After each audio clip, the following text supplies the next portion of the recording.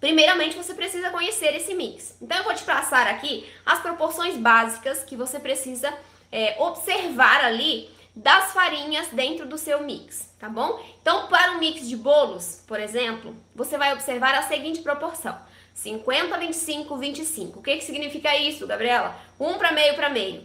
Significa o seguinte: para uma medida, né? Para uma medida de farinha de estrutura, você vai colocar meia medida de farinha de maciez e leveza e meia medida de farinha de liga, tá? Então é 1 para meio, sendo farinha de estrutura, liga e maciez, certo? Então essa é a proporção básica para você fazer um mix para bolos. Já o mix para pães, nós precisamos alterar um pouco essa proporção. Por quê? Porque a massa de pão, ela é mais densa, ela é mais consistente, né? Eu tenho uma massa mais pesada, então eu preciso de mais estrutura, certo? Porque aí quando o meu pão cresce, eu tenho estrutura, eu tenho suporte e minha massa não baixa. Quando o meu pão baixa, pode ser um problema de estrutura, pode ser porque eu tenho pouca farinha de estrutura, porque eu tenho líquido demais e afeta a estrutura desse pão, tá bom?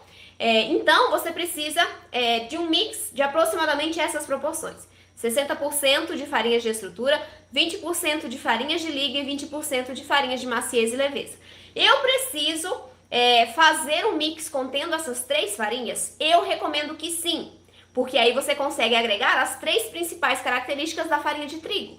E para ter um bolo, uma receita equilibrada, um pão equilibrado, você precisa ter estrutura, você precisa ter maciez, você precisa ter liga.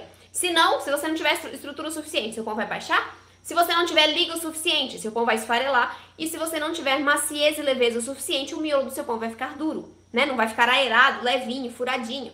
Então é muito importante que sim, se você está procurando fazer uma receita equilibrada, utilize pelo menos 3 tipos de farinhas, tá? Estrutura, liga e maciez. Dessa maneira você vai conseguir um melhor resultado.